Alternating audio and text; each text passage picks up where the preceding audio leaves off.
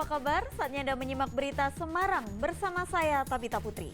Sejumlah berita menarik akan kami sajikan untuk Anda. Berikut 3 berita utama hari ini. 2 rumah mewah di kota Semarang terbakar. Gunung Merapi kembali semburkan lava pijar dengan jarak luncur 1.400 meter.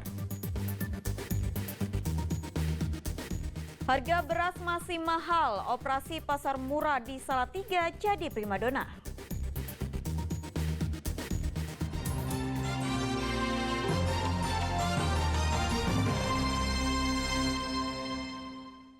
Informasi pertama, kebakaran melanda 2 rumah mewah di Jalan Gajah Mada, Kota Semarang. Belasan unit mobil pemadam Kota Semarang diterjunkan ke lokasi kejadian. Terjadi kebakaran rumah huni di Jalan Gajah Mada nomor 156 sebelah rumah makan Lombok Hijau. Kebakaran 2 rumah di pusat kota Semarang ini terjadi pada Senin malam. Awalnya api membakar rumah yang tak ditinggali, lalu api meluas ke rumah lain yang ada di sampingnya. Pemilik rumah yang terkena rambatan api mengira asap yang masuk ke rumah adalah asap dari pembakaran sampah. Namun saat dicari sumbernya, ternyata dari atap rumah mereka yang sudah terbakar. Ya dulunya asap, terus lama-lama api ya, terus bangkit brandil tapi nggak keburu. Yang kena itu belakang dulu palang Depan. Soalnya ini kan anten. Ya beda sedikit lah. Ya. Berarti langsung di atap itu. Ya. Itu yang kebakar di rumahnya Om bagian apa itu Om? Ya. Bagian apa yang kena rumahnya Om? Ya semua kok ini. Sekarang Ruang ya, tamu semua. sebenarnya itu rumah apa Om? Ya. Ini sama-sama betul Ya. Tadi lagi di dalam atau gimana? Saya. Ya terus keluar. Oh, tadi waktu itu di dalam ya? Ya. Lihat api dari mana? Pertama kali. Dari belakang. Dari belakang. Dari atas. Dari atas atap itu. Seluruh penghuni rumah menyelamatkan diri. Meski tak ada korban jiwa, kebakaran ini menimbulkan kerugian yang besar. Petugas mengerahkan 11 unit mobil pemadam kebakaran. Dugaan sementara api berasal dari mesin pendingin ruangan atau AC di ruang tengah rumah tak berpenghuni. Agus Hermanto melaporkan dari Kota Semarang. Gunung Merapi yang berada di perbatasan Yogyakarta dan Jawa Tengah kembali semburkan lava pijar pada Selasa dini hari. Dari pantauan kamera pengawas milik BPPTKG, jarak luncur lava sejauh 1.000 hingga maksimal 1.400 meter ke arah barat daya. Semburan lava pijar yang mengalir ke lereng gunung lebih besar dari biasanya. Semburan lava diikuti awan panas. Jarak luncur lava maksimal 1.400 meter ke arah barat daya atau ke Kabupaten Magelang. Meski berulang kali terjadi semburan lava sejak Senin malam hingga Selasa dini hari, namun intensitas erupsi menurun. Hingga Selasa dini hari belum ada laporan adanya dampak hujan abu vulkanik di permukiman warga. Saat ini Gunung Merapi berstatus siaga atau level 3. Masyarakat pun kembali diimbau berada pada lokasi aman dengan jarak 7 km dari puncak Gunung Merapi.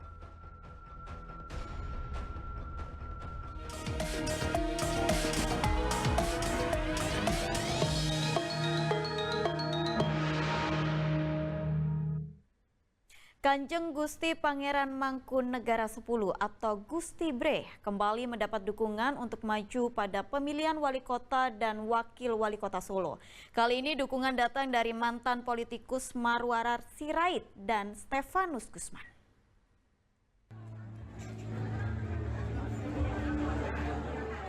Dukungan terhadap Gusti Bre untuk maju pada Pilkada 2024 terus mengalir.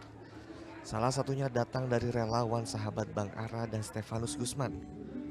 Pada Senin kemarin, relawan dan Stefanus Gusman menyampaikan dukungannya lewat konsolidasi di salah satu gedung di kawasan Banjarsari, Solo. Para relawan ingin agar apa yang sudah dilakukan wali kota Solo sebelumnya Gibran Rakabuming maupun Jokowi tetap berlanjut ke depannya. Mereka secara terang-terangan meminta Gusti Bre bersedia maju menjadi wali kota Solo pada kontestasi pilkada. Meskipun sampai saat ini Gusti Bre belum menyatakan sikap untuk maju. Kami melihat itu ada figur sosok pemimpin muda yang menurut kami pas untuk melanjutkan pembangunan itu, yaitu Gusti Bre. Maka hari ini kami tadi meminta beliau sebenarnya, masyarakat meminta beliau untuk maju. Sebelumnya 6 partai politik serta sejumlah relawan telah memberikan dukungan kepada Gusti Bre maju sebagai calon wali kota Solo. Namun hingga kini penguasa Mangkunegaran itu belum memberikan keputusan atas lamaran dan dukungan yang mengalir kepadanya. Heri Prasetyo melaporkan dari Solo. Sementara itu, bakal calon wali kota Semarang, Diko Ganinduto, belusukan ke kawasan Mijen, kota Semarang. Kunjungan itu untuk mendengar masukan dari pedagang kaki lima dan para pelaku UMKM. Akhir pekan lalu, bakal calon wali kota Semarang, Diko Ganinduto, berjalan-jalan di wilayah Mijen, kota Semarang. Bupati Kendal ini menyambangi warga sambil membagi-bagikan susu kepada anak-anak. Ditemani relawan, Diko juga menyapa pedagang kaki lima di Taman Jatisari. Ia lalu berbincang dengan para pedagang dan pelaku UMKM. Diko mengatakan kegiatan ini ia lakukan untuk menggali permasalahan di lapangan yang kemudian dibuat jalan keluarnya lewat program kerja yang akan ditawarkan saat kampanye kelak. Salah satunya terkait soal UMKM. Ingin melihat sih suasananya seperti apa kalau akhir pekan, pedagangnya seperti apa, jualannya seperti apa, terus masukan dari masyarakat seperti apa, karena kan pedagang UMKM ini merupakan penggerak ekonomi, jadi kita pengen punya masukan bagaimana ke depan itu pedagang-pedagang PKL yang ada di kota Semarang ini bisa lebih tumbuh berkembang. Jadi mudah-mudahan dengan sering mendengar, sering melihat, kita bisa punya gambaran ke depan kira-kira program-program apa yang tepat untuk bisa meningkatkan para pelaku UMKM yang ada di Semarang ini bisa lebih maju ke depan. Saat ini Diko telah mengantongi dukungan dari Partai Golkar dan PSI untuk maju sebagai bakal calon wali kota Semarang.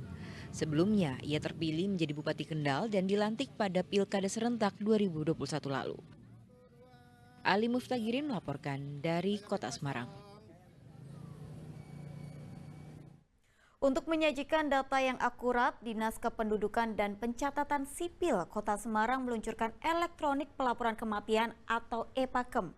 Adanya layanan baru ini memudahkan pendataan data terutama untuk pemuktahiran data pemilih oleh Komisi Pemilihan Umum. Bertempat di Balai Diklat Semarang, Dispenduk Capil Kota Semarang meluncurkan fitur baru dalam aplikasi Sidenok atau Sistem Informasi Dokumen Online Kependudukan Kota Semarang. Fitur baru itu menyajikan data kependudukan secara langsung, salah satunya data warga yang meninggal. Ketua RT atau RW dan kelurahan bisa mengunggah data soal kematian warganya sehingga data kependudukan di Kota Semarang semakin valid. Dengan begitu, instansi lain bisa menggunakan data yang paling mutakhir seperti KPU yang sedang dalam tahap validasi data pemilih untuk Pilkada Serentak tahun ini. Data warga meninggal bisa dihapus dari daftar potensial pemilih. Digunakan sebagai kematian tahun 2021. Bukan saja menyebabkan kualitas data kependudukan kita kurang baik, tapi juga akhirnya menyulitkan masyarakat itu sendiri manakala suatu ketika membutuhkan akta kematian almarhum atau almarhumah. Ini berkali-kali terjadi karena kalau sudah kadaluarsa terlalu lama, kadang-kadang datanya juga sudah tidak up-to-date. Nah, di samping itu juga ini untuk stakeholder yang lain, khususnya BPJS, datanya juga jadi tidak akurat. Teman-teman di KPU demikian, data tertulis di data pemilih, tapi orangnya tidak ada. Nah, ini makanya dengan EPAKEM ini harapan kami lebih real time untuk bisa mendapatkan data kependudukan yang akurat. Kota Semarang menyambut baik adanya EPAKEM ini karena data pemilih itu bersumber dari Dinas Kependudukan lewat Kemendagri. Dengan adanya pelaporan kematian real time akurat tentu akan mengurangi beban kami dalam rangka pemutakhiran. Sering terjadi data pemilih yang sebenarnya sudah kami coret di pemilu sebelumnya, tapi pemilu berikutnya masih muncul lagi di data pemilih.